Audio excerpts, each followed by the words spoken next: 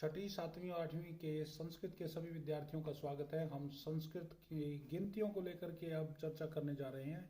आइए, अब हम किस प्रकार से वाक्यों के अंदर गिनती के शब्द भरेंगे संस्कृत बना करके, ये हमने ध्यान देना है। सबसे पहले एकः, एकम, एकम, द्वे, त्रीणि, चत्वारि, पंच, षट्, सप्त, अष्ट, नव, 10। षट के दो रूप मिलते हैं, षड और षट।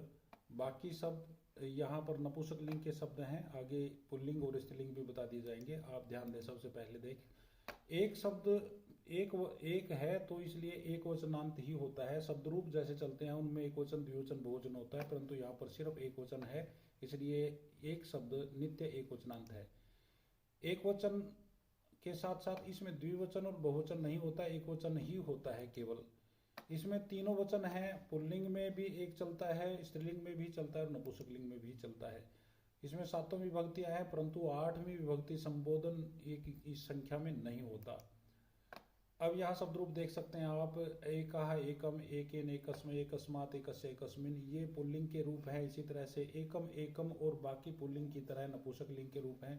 और एका, एकाम, एकया, एकस्यै, एकस्याः, एकस्याः, एकस्याम, ये अलग अलग विभक्तियों में, जो कि हमने पहले बताया था कि का, प्रथम, कर्ता ने, कर्म को इत्यादि, ये सातों की सातों विभक्तियों में किस प्रकार से एक की संख्या चलती है यहाँ पर बताया गया है।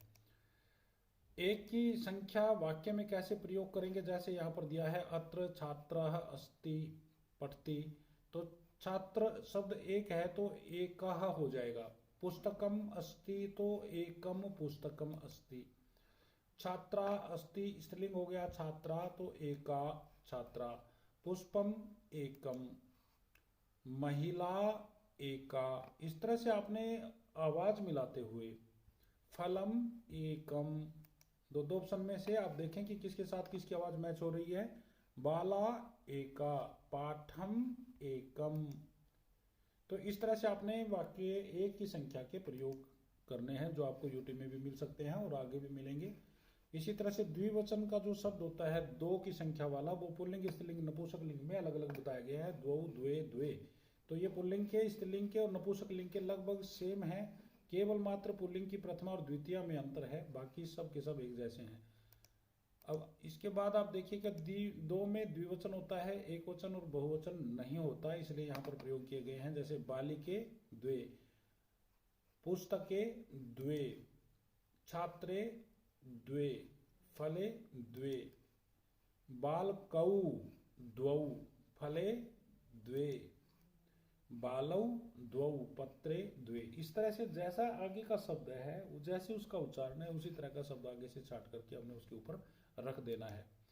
अब 3 की संख्या में ये तीनों के शब्द रूप हैं, जिसमें पुल्लिंग के, स्त्रीलिंग के और नपुंसक लिंग के एक एक यहाँ पर, क्योंकि 3 बहुवचन होता है, इसमें एक वचन और द्विवचन नहीं होता, 3 की संख्या है तो बहुवचन का बोध कराएगी। तो यहाँ पर सब के सब शब्द सिर्फ बहुवचन में दिए गए हैं। त्रय, त्रीन, त्रिभि, त्रिभ्याः, त्रिभ्याः, त्रयाणाम, त्रिषु। इस तरह से स्त्रीलिंग में दिया तिस्रः, तिस्रः, तिसृभ्यः, तिसृभ्याः, तिसृभ्याः, तिसृणाम, त्रिषु। और नपुंसक लिंग में त्रीणि, त्रीणि और बाकी पुल्लिंगवत है।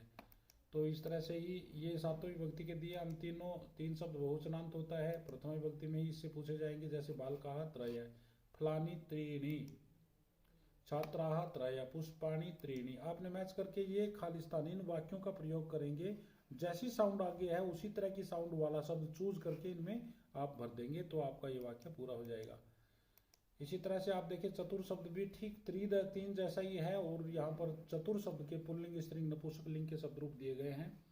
तो इन शब्दों को आप कॉपी में भी लिख सकते हैं। और आप देखेंगे कि जब हम पाठ पढ़ते हैं कोई भी, तो पाठ के अंदर जब संख्या प्रयोग मिलेगी आपको 1, 2, 3, 4 तक की, तो उसके अंदर आप देखेंगे कि जो प्रकार का पुल्लिंग है, स्त्रीलिंग है या नपुंसक लिंग है, वो शब्द जो, क्योंकि संख्या के लिए तो आती नहीं कभी भी, संख्या किसी के साथ जुड़ करके आती है, तो जो पुल्लिंग, स्त्रीलिंग, नपुंसक लिंग जो भी शब्द होगा उसी तरह की यहाँ हम संख्या का प्रयोग इसके साथ देखेंगे। तो हमें उसका अर्थबोध होना चाहिए, हमें पता होना चाहिए किस विभक्ति का बना हुआ है।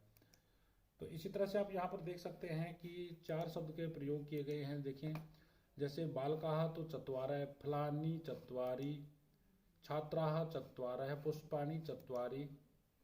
अध्यापक पुल्लिंग है तो चत्वारः, वाटिका स्त्रीलिंग है तो चतस्रः, तो बालकाः, बालकाः पुल्लिंग है तो चत्वारा हो जाएगा। इसी तरह से आप पत्राणी है तो चत्वारी।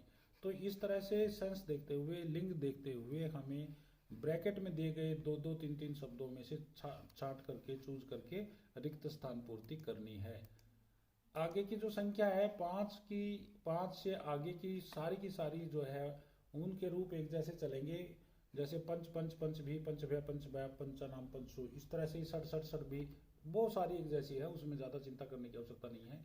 और यहाँ पर आप देखेंगे कि जैसे संख्या दी हुई है तो षड सप्त अष्ट नव दस एकादश द्वादश त्रयोदश चतुर्दश पंचदश षोडश षोडश सप्तदश अष्टादश विंशति एकोनविंशति है, विंशति एकविंशति द्वाविंशति त्रयोविंशति चतुर्विंशति पंचविंशति षड्विंशति सप्तविंशति अष्टविंशति एकोनत्रिंशत्। तो इस तरह से आप ये देखेंगे कि ये जितने भी शब्द संस्कृत के दिए हैं ऊपर गिनती दे रखी है, नीचे संस्कृत के शब्द लिखे, ये एज इट इज 50 तक की गिनती आप लिख लेंगे और इसको कॉपी में निबद्ध करके इनसे अगर वाक्य आपको दिए जाएंगे तो इन पर आधारित आपको ब्रैकेट में हिंदी में गिनती लिखी होगी, उस गिनती का संस्कृत में आपने ट्रांसलेशन करना है ताकि आप वो सारा का सारा ये याद कर लेंगे तो गिनती को, तो फिर आप आराम से इस संख्या को देखते हुए ये संस्कृत बनाते हुए आप स्थान भर लेंगे। धन्यवाद।